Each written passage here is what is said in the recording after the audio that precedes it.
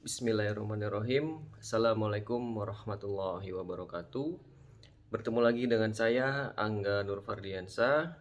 Pada kesempatan kali ini saya akan sharing mengenai ilmu pembelajaran yang saya dapat di minggu ini.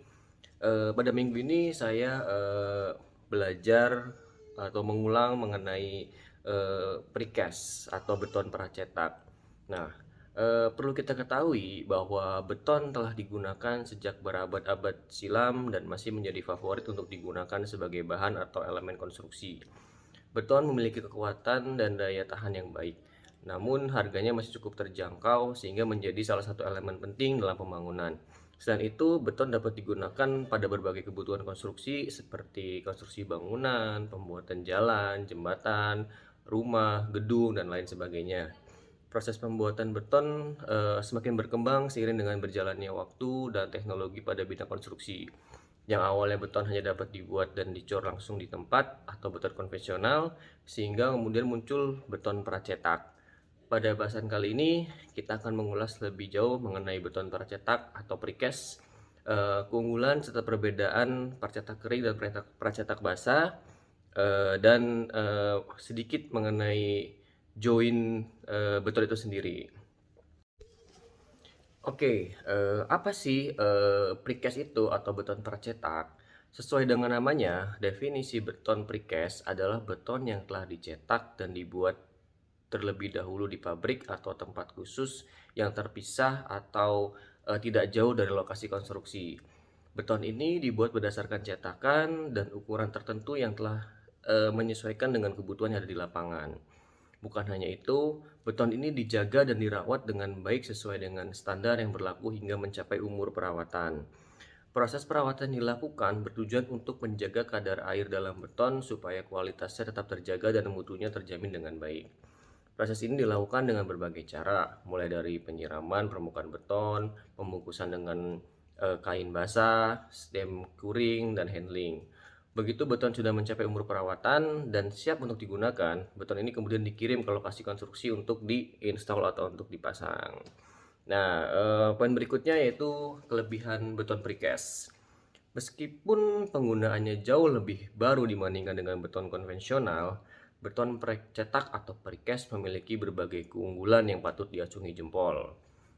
Beberapa keunggulan yang menjadikan sebagai pilihan dalam proses konstruksi. Yang pertama, precast itu lebih hemat waktu dalam proses pengerjaan konstruksi karena sudah dibuat secara terpisah atau sudah dicetak. Yang kedua, kualitas beton precast yang lebih baik dan terjamin dengan mutu yang sesuai dengan standar. Yang ketiga, lebih praktis dan efisien dalam penggunaannya, di mana beton ini hanya tinggal dipasang pada bagian yang dibutuhkan. Yang keempat, yaitu ramah lingkungan dan tidak menimbulkan limbah pada lokasi konstruksi. Salah satu elemen penting dalam produk beton ini atau precast adalah sambungan, disebut juga dengan istilah join. Bagian ini fungsinya adalah sebagai penghubung antara elemen beton precast. Join bisa menghubungkan antara bagian precast yang sama maupun yang berbeda. Nah, jenis join sendiri itu ada dua. Yang pertama adalah sambungan basah atau wet join. Yang kedua adalah sambungan kering atau dry join. Nah, penjelasan singkat dari apa sih wet join dan dry join. Wet join adalah cara penyambungan pada elemen beton dengan metode grouting atau sebuah metode pengecoran di tempat yang memakai material yang sama ataupun berbeda. Nah, untuk dry join yaitu penyambungan ini dilakukan dengan baut ataupun eh, paku keling ataupun dengan plat dan dilas antara precast atau precast dengan struktur gedungnya tersebut. Perlu diketahui bahwa adanya sambungan ini juga akan mengakibatkan adanya perubahan kekuatan.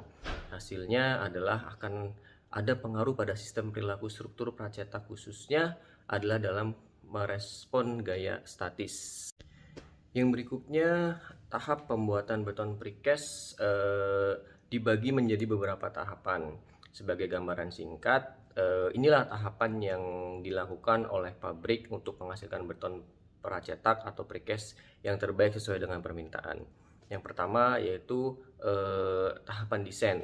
Dalam menentukan desain, maka harus memenuhi syarat struktur dan kekuatan.